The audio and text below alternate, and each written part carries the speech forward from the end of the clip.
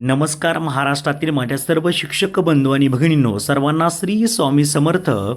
जिल्हा परिषद आस्थापनेवरील शिक्षक संवर्गातून विविध पदांवर पदोन्नतीसाठीची कालबद्ध कार्यपद्धती विहित करण्याबाबतचा शालेय शिक्षण विभागाचा नवीन शासन निर्णय या ठिकाणी आपल्याला पाहायला मिळतोय. हा आजचा अतिशय महत्त्वाचा शासन निर्णय आहे. खरं तर या ठिकाणी आपण जर विचार केला तर जिल्हा परिषदांच्या आस्थापनेवरील शिक्षक संवर्गातून विस्तार अधिकारी, केंद्रप्रमुख, मुख्याध्यापक, पदवीधर शिक्षक इत्यादी पदांवर त्या पदाच्या सेवा प्रवेश नियमावली तरतुदीनुसार पदोन्नती देण्यात येते. सदर पदोन्नती ज्येष्ठता आणि पात्रता या आधारावर दिली जाते. आणि या संदर्भात आपण जर पाहिलं तर 14/5/2026 रोजीच्या पत्रात माननीय उच्च न्यायालयाच्या नागपूर खंडपीठात रिट याचिका अन्वये आव्हान देण्यात आले होते.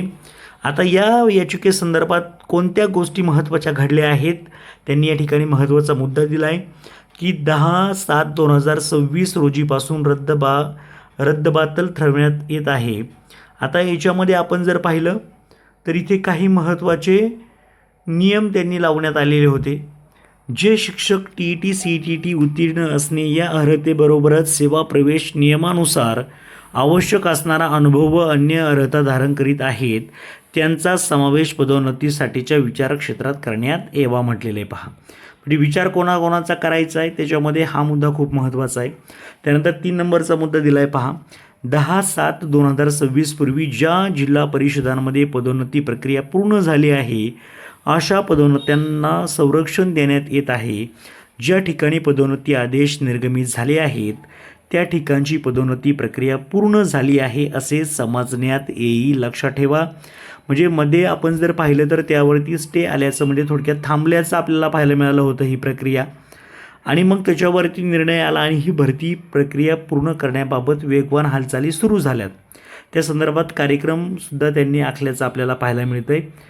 एकंदरीत याचा परिणाम चालू असलेल्या शिक्षक भरतीवरती होईल का, तर याचं उत्तर आहे अजिबात नाही. शिक्षक भरतीचा वेगळा जो भाग होता तो तसाच वेगाने पुढे चालत राहील आणि एका बाजूला जी पदोन्नती ऑलरेडी झालेल्या होत्या त्यांना देखील नियुक्त्या देण्यात येतील. त्यांनी 3 नंबरचा मुद्दा मांडला आहे. पदोन्नती प्रक्रिया पूर्ण झाली आहे अशा पदोन्नत्यांना संरक्षण प्रदान करण्यात आले असले तरी जे शिक्षक अन्यथा पदोन्नतीसाठी पात्र ठरले असते मात्र दिनांक 14/5/2026 रोजीच्या शिक्षण संचालक प्राथमिक यांच्या पत्रामुळे अपात्र ठरले पहा. जे आता नुकतंच पत्र निघालं होतं. असे शिक्षक यानंतर पदोन्नत झाल्यास पदोन्नतीच्या संवर्गातील त्यांची सेवा ज्येष्ठता ही निम्न संवर्गातील परस्पर ज्येष्ठतेच्या आधारे निश्चित करण्यात यावी. पदोन्नती प्रक्रियेत संपूर्ण राज्यात एकसूत्रता असावी यासाठी खालीलप्रमाणे कार्यपद्धती निश्चित केली आहे. आता नक्की काय निश्चित केलं आहे, जो मुद्दा तुम्हाला समजून घ्यायचा आहे तो समजून या ठिकाणी महत्त्वाचा घ्या.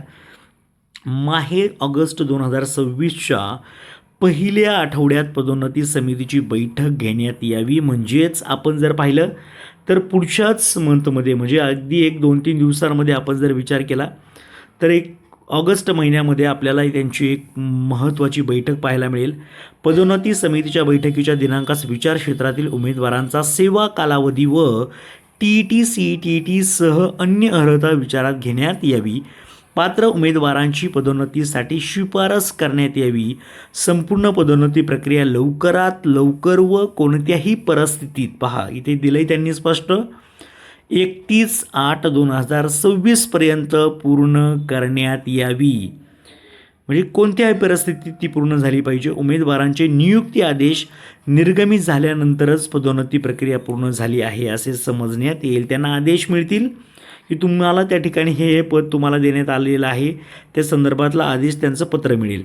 पुढील वर्षी काय होणार आहे, पुढील वर्षीपासून करावयाच्या पदोन्नतीबाबत प्रत्येक वर्षाच्या दिनांक 1 जानेवारी रोजी आवश्यकता असल्यास तात्पुरती सेवा ज्येष्ठता यादी प्रसिद्ध करण्यात यावी. या संदर्भात आलेल्या हरकती व सूचना विचारात घेऊन अंतिम सेवा ज्येष्ठता यादी 31 जानेवारी रोजी प्रसिद्ध करण्यात यावी. तात्पुरती सेवा ज्येष्ठता यादी प्रसिद्ध करण्याची आवश्यकता नसल्यास 1 जानेवारी रोजी अंतिम सेवा ज्येष्ठता यादी प्रसिद्ध करण्यात यावी. त्यानंतर पुढे मुद्दा दिला आहे पहा, 15 फेब्रुवारी ते 22 फेब्रुवारी या कालावधीत पदोन्नती समितीची बैठक आयोजित करण्यात यावी.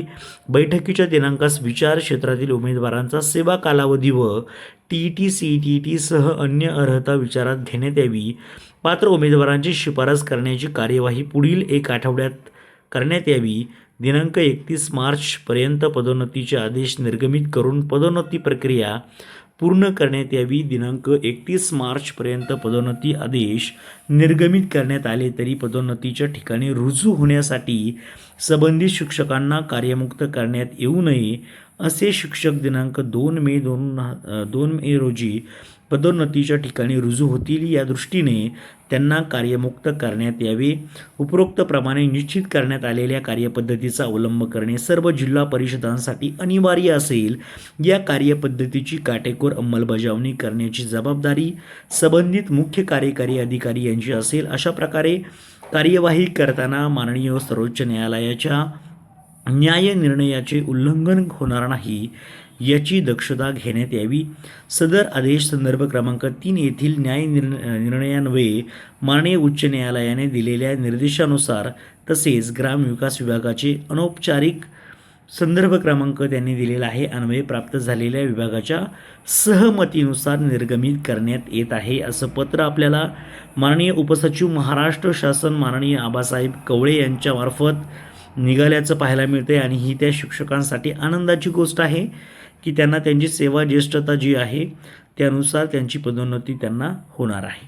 ओके, तर सर्वांना खूप खूप अशा शुभेच्छा. Thank you so much. All the best.